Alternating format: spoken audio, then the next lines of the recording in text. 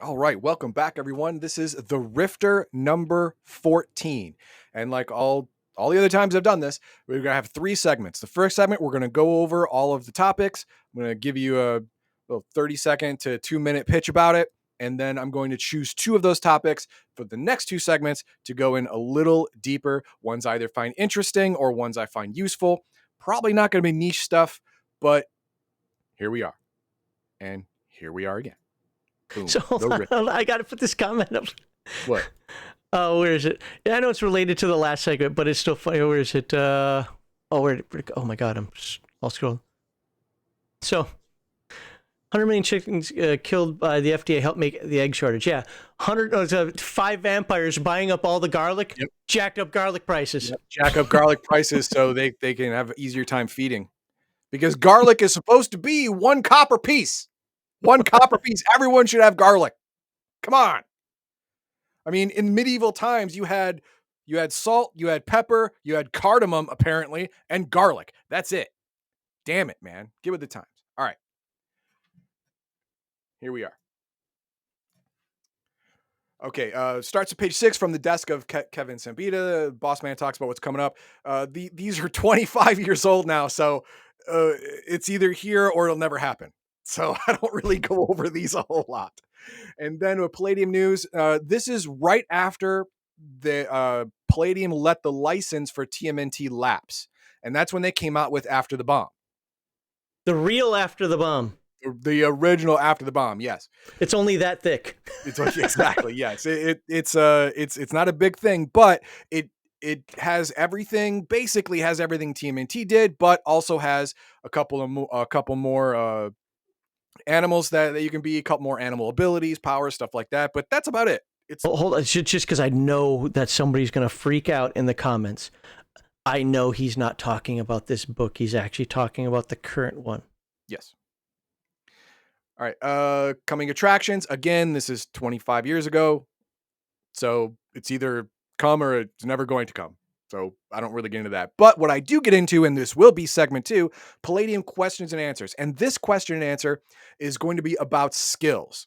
Skills, skill programs, OCC, RCC. What if you have a race that takes an OCC rather than just their RCC stuff? How does that affect their skills? The answers are within. Ooh. Next video, though. In the next video. Yes, next video. Then we have the Lone Star comic strip. Again, I don't go over the comic strips because they're comics. You have to read them and look at them and all that stuff. And dude, just get it.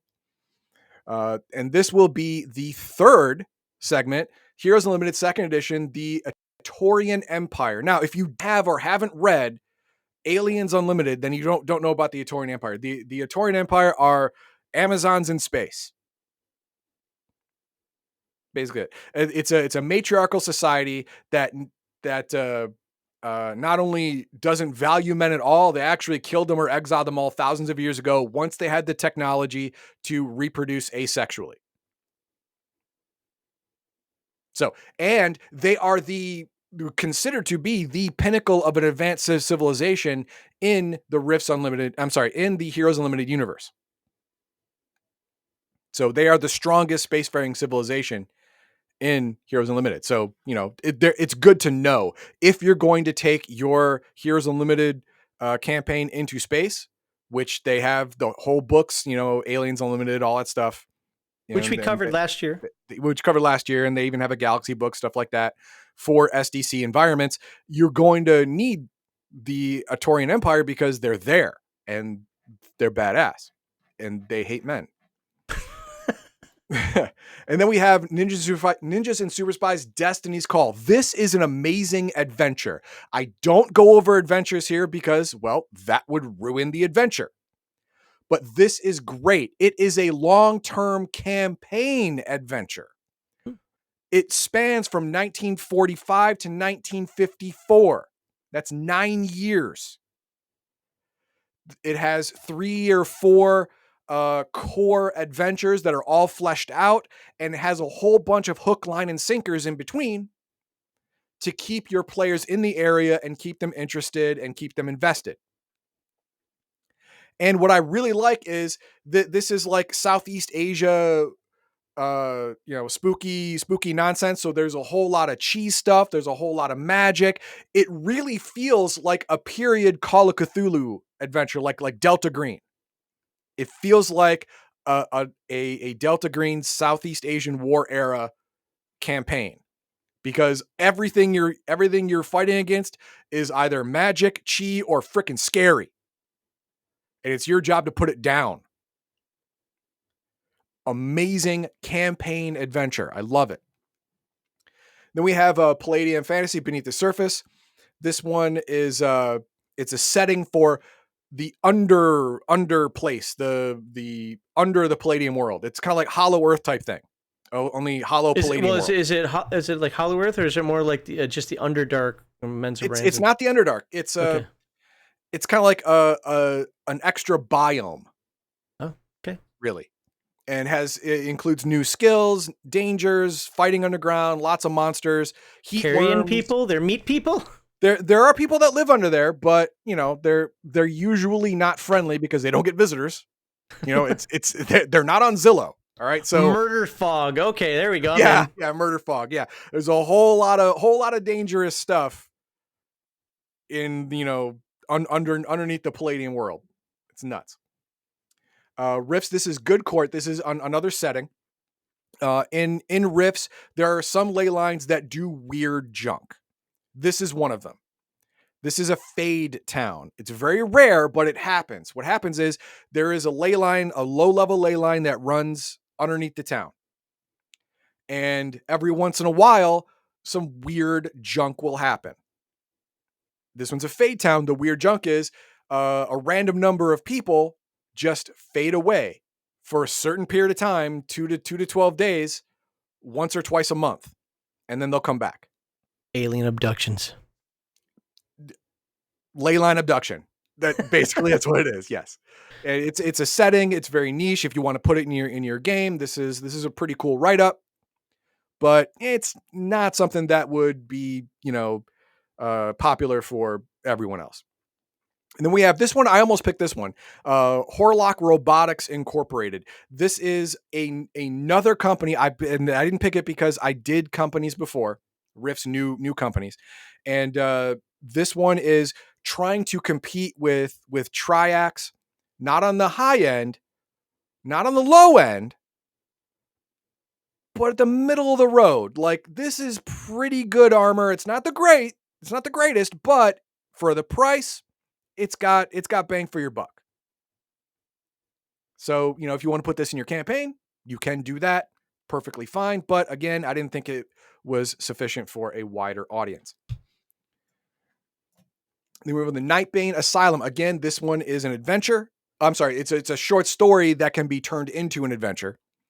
But again, short story. I'm not going to sit here and read you a short story. That's ridiculous. I'm not going to do that. We do that in segment 1. Yeah, there you go. Robotech liquidation sale. This is when they were selling Robotech stuff because the license is gone. They got to get rid of it. They got to get rid of their stock because soon they won't be able to legally sell it.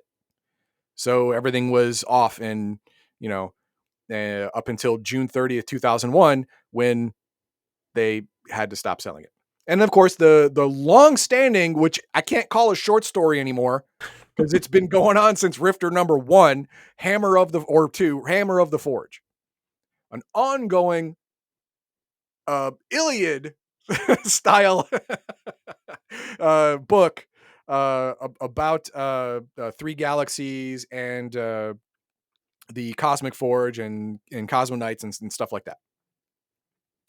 And the theme for issue number 14 is diversity of adventure, which didn't come out as well in the sense as the number 13 did with spookiness. But that is what is in this book. And like I said, for segment number 2, I'm going to go over the questions and answers for skills in Palladium games or throughout Palladium games. And I'm going to go over the Atorian Empire.